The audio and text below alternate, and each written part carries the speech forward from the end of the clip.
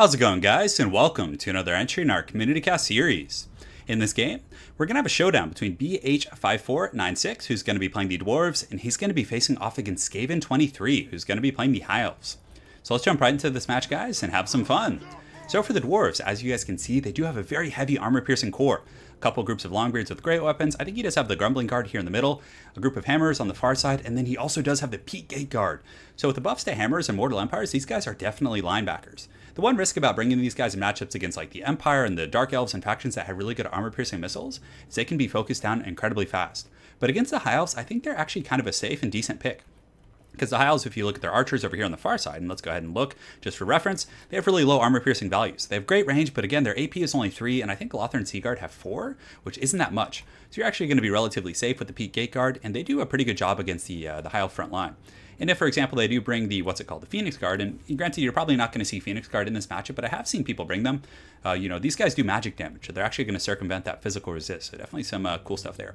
But yeah, that's pretty much it for the Dwarf front line. The Grumbling Guard are going to provide that nice Vigor aura right here, which gives 18% Vigor. And for those of you guys that are new to Warhammer, whenever you see a radius effect like this, for it to actually have an effect and kind of bolster the units nearby, the aura of effect, so that big circle you see, it needs to hit this center flag right here for it to actually buff them. So if it's like clipping the wings and hitting the side of the formation, it's not going to do anything. So that's pretty much it for the whole Dwarf front line. A bunch of armor-piercing troops, which is definitely a must. White Lines have 90 armor, Swordmasters have 90 as well, and I think that Phoenix Guard are the only ones of the High Elf Infantry that have over 100. Aside from that, he does have the Runesmith right here. So as far as his runes go, he does have the Rune of Negation, Rune of Wrath and Ruin, which is really good. Applies a negative 48% speed debuff. Then he does have the Rune of Oath and Steel. For his Lord, he does have a standard Dwarf Lord, and he actually has the new banner. So the Dwarf Lord can now carry the Banner of the Lost Hold, which gives 5 melee attack and 6% weapon damage, which is really solid. It's kind of like a mini Thorgrim. On top of that, he does have a Thane with the Tormentor Sword, and then also the Master Rune of Stromney Redbeard. So with these two lords, like any troops nearby are going to be getting like plus 10 melee attack, give or take, which is really strong. So that's it for those guys. In the back line, he does have a group of Quarrelers. I personally prefer Thunderers in this matchup, but Quarrelers do trade very efficiently with the Archers because they can get a pretty good arc of fire. They're shielded themselves and pretty well armored.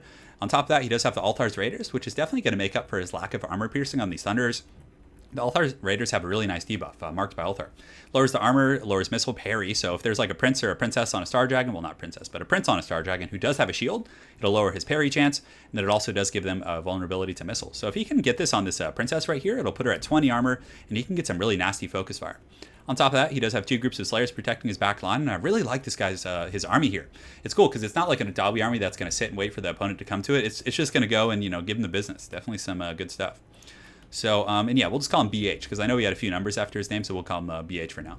So, the High Elves. For the High Elf front line, they do have a bunch of White Lines, which are a really solid pick against the DAWI. They do have an ingrained 30% missile resist, so they're durable against Thunderers and Quarrelers. And also, they just have great stats for their cost because of martial prowess. 38 melee attack, 36 melee defense, and decent AP. One Eagle Claw Bolt Thrower, which is actually really good against Thunderers and stuff. It doesn't do the most damage against infantry, but it seems to do really well at kind of focusing down DAWI missiles. Swordmasters of Hoth in the middle, which are definitely going to be pretty scary, especially since there's no Thunderers. But the Peak Gate Guard, actually, I'm pretty sure will smack these guys down. I mean, the Peak Gate Guard will take massive casualties as well, but they will win that. And I think the Peak Gate Guard costs 200 more, so it'll be interesting to see how that goes. In the back, he does have a couple groups of Archers, and a lot of people are always like, why do you bring Archers against the Dwarves? They have low AP, it doesn't make sense, but they're really good at kind of giving you some focus fire on Slayers, because Slayers have no armor, and they're pretty common in this matchup against Dragons and Cav. And also they do really well against Althar's Raiders, who are a pretty common pick. So I definitely think having a couple Archers is a really strong play here from Skaven. And then also that's actually kind of confusing calling him Skaven, but we'll just call him 23. And the princess here isn't a bad choice either. I mean, atop the dragons, she's still a beast, but this is one of the weaker dragons, but still it's scary. I mean, 520 weapon strength with good AP. And of course, what anti-DAWI build would be complete without a couple of chariots? Should be a fun time. So guys, without further ado, let's get the show on the road. It looks like not the dragon princess, but the High Elves actually had some silver helms hiding in the forest over here. And honestly, against the DAWI, I really like to bring a couple Cav, like no matter what. Even if they're not AP Cav, I think it's massively beneficial to have like just multiple angles of pressure. So you can see the Bolt Thrower is going to be kind of shooting at these hammers. I would definitely like to see it shooting at the Peak Gate Guard, or maybe working down the... Oh, you can't see these guys yet. So maybe going after the Quarrelers or some of the threats to his Lord up here. But I think the Dwarf front line is actually quite a bit stronger. I mean, with the Thane, a Lord, a Runesmith here, Peak Gate Guard, a group of hammers, I don't see this High Elf front line lasting for very long. So he's going to need to get some really good value out of his chariots, out of his dragon, as well as these silver helms here on the far side. So the forces are advancing in. You can see the Eagle Claw Bolt Thrower is actually starting to really pay pretty good dividends here, doing some good work against those hammers. You can see the Archer Fire is going to be coming in against the Peak Gate Guard, which definitely sucks to take any damage on these elite troops prior to the battle, but man, they're just going to clash with these Swordmasters of Hoeth. And they also do have Armor Sundering, so they're going to make them quite a bit squishier. So here comes the Frontline Fight. You can see the Peak Gate Guard are going to get in there, and they do get the Silver Helm of Vengeance. So really well played by the Dwarf player there. That actually gives them a really big charge bonus of 30, which is much bigger than the Swordmasters, who have 20. So they get in there, get a really good charge bonus, and just lay a smackdown on these guys in the front line. So the DAWI doing some really good work. Very nice synergy there. I expect some runes coming up pretty shortly. And he is leaving a group of Slayers to kind of protect his Altars Raiders and other troops in the back. So I'd really like to see the High Elf player switch his Archers onto these Raiders. Actually, he's shooting the Slayers, which is just as good. They're very squishy. They do technically have shields with their spinning axes, but still a great target. So you can see the Tyrannok Chariots are going to be slamming into these guys over here on the far side, so the Dwarves are going to be sent flying. And, you know, this is something you just always have to deal with. I think he does have the Tormentor Sword on that Thane, so he's probably going to want to peel that out to help deal with these guys. Because Chariots, if left unimpeded, just do massive damage against Dwarf Infantry. You can see those hammers just get put down so incredibly hard. But the Dwarf center line is actually broken, and oh man, look at that Dragon Breath, just doing huge damage against those Dwarf Warriors over there.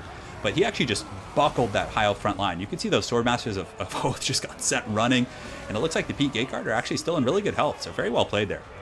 So you can see that the Altars Raiders here, looks like they have gotten some pretty good fire on these Tyrannok Chariots, but unfortunately they're probably going to turn in and just run into these guys. So you can see these Dwarves are unfortunately going to get run down, and the Tyrannok Chariots will do really well. They're not like a heavy AP cav, but one of the issues with the Tyrannok Chariots is that they do actually well, I guess it's only magic damage with their missiles, so it's not as big of an issue, but they do lack AP against the Dwarves, is what I was going to say.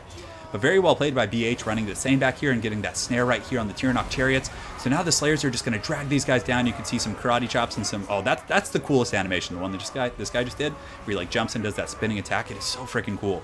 So the Tyrannok Chariots are going to get dragged down and killed for sure. You can see these other Slayers who have taken a ton of damage coming in from auxiliary, going to help finish these guys off.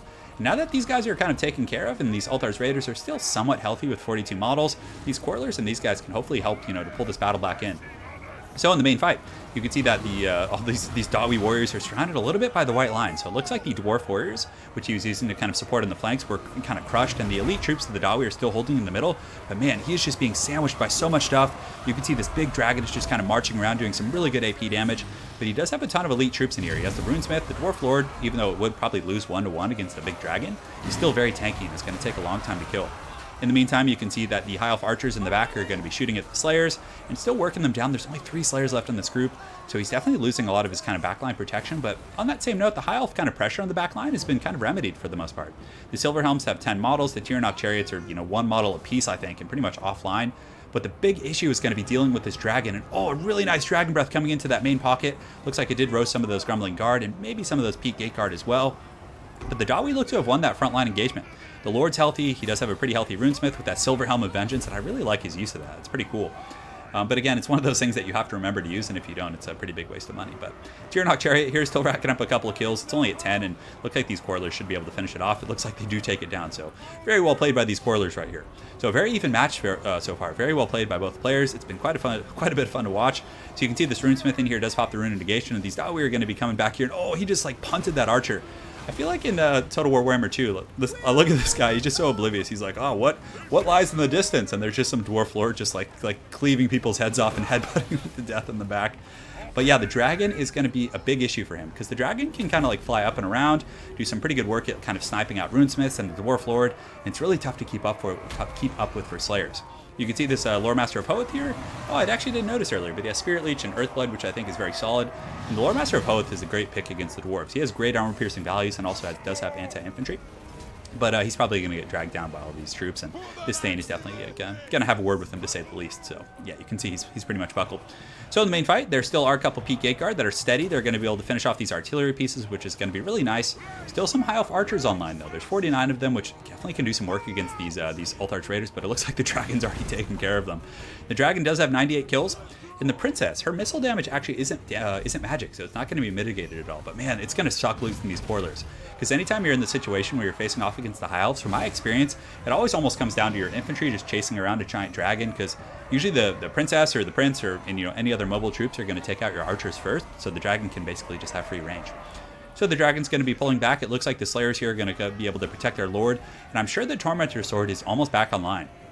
That would actually be a really nice feature if like they could show me like when things are going to come back online, just for a spectator perspective. But a nice Dragon Breath right there. Does some okay damage against those Slayers. It looks like it only kills like 3 or 4 models, but it does some okay HP damage. And he definitely needs to get this Thane over here to protect these guys from these white lions. That's going to be really, really catastrophic if he loses those Quarrelers, because he needs to be able to keep pressure on that princess. So over here you can see the Dwarf Lord, and there's just this angry leadership pocket. It's just karate kicks and headbutts just flying around. Peak Gate Guard, only a couple left, but still doing a great job, and it looks like they're actually able to rout those guys. So man, or actually, no, they're just shaking. So maybe he's going to be pulling back and using these archers and just trying to kite these guys out. So very close battle so far. The princess is probably just going to be using her ammunition, which is probably a really good call. You just want to sit there, just kind of take as many pot shots as you can before engaging. I mean, you paid for the princess. You might as well get your value. What are these other abilities she has? Let's go ahead and check. So the princess has the Volley of High Arrows, which actually does pretty good AP, it looks like.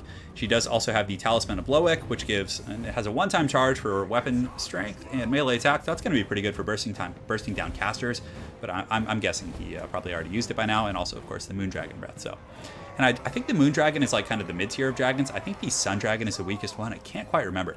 But anyway, some archers are back online here, and it looks like the Quarrelers have been routed off by those white lines, which is really tough. And the Slayers are kind of just getting surrounded and taking a ton of fire from this princess. Over here, you can see the Dwarf Lord is dropping some of his karate kicks and doing some pretty good work against these white lines. You definitely want to shut down this artillery. And are all the bolt throwers dead? I see a crew right here that's kind of standing around, but I don't know if the actual artillery is gone itself. A really nice Rune of Wrath and Ruin from the Dwarves. It's going to lower those archers down. It looks like they're going to be retreating off the battlefield. And let's see how close. Yeah, they're pretty close. They might actually fully rout off there. And the Dwarf Lord just being an absolute boss right now. Just not taking much damage. He's in pretty good shape. And of course, the Runesmith here is also very healthy. So the Rune of Wrath and Ruin is going to be really useful versus Princess, because when she doesn't inevitably land, he can slow her down by 48% speed, which is going to be really strong. The Thane here and these Slayers are able to chase down these archers, which is very important because you don't want to be taking that fire on these Slayers who, even though they do have some mitigation towards the arrows, are still relatively squishy. So guys, very close battle, very well played to both players. It looks like the Princess is going to be taking out the Quarrelers over there. So let's go ahead and fast forward a little bit as both of them just kind of posture up and finish everything else off. So we got about a minute left in this game, and it's honestly, like, even though it looks like it's in the favor of one player, it's still hard to tell because this dragon is so incredibly strong. But it looks like the Lore Master of Hoth is coming back, and he could potentially have an Earthblood. And it looks like the Princess is about to run out of ammunition, so he's going in for the kill. He lands and just punts one of those Slayers back. And hopefully a Rune of Wrath and Ruin gets dropped in him. You can see, oh, a nice headbutt right there in the flank. And also an Earthblood. So that's going to be tough. It's going to make that dragon that much harder to kill. It's still confident, but you can see it's actually now it's starting to waver due to army losses. And the Hammer of Carrick draws, I think is how you would say it. What did that actually lowered melee attack, I think, and some other stats. So it's pretty cool seeing some of those activatable items. So I really like the army from the DAWI player. The only thing I probably would have changed, like, I like the headstrong build, the fact that he like pushed forward and he was able to just kind of apply a ton of pressure and didn't really have to kind of sit back and wait on his artillery. I definitely think that's a cool playstyle, and it can work actually, especially with hammers being buffed. The one thing I might have changed myself is get rid of the Quarrelers. I feel like Thunderers are a much better pick. Granted, Quarrelers do trade well with archers. I mean, Thunderers just do so good against high elf infantry, against their dragons. It does much better against armor. But aside from that, I really like the build quite a bit.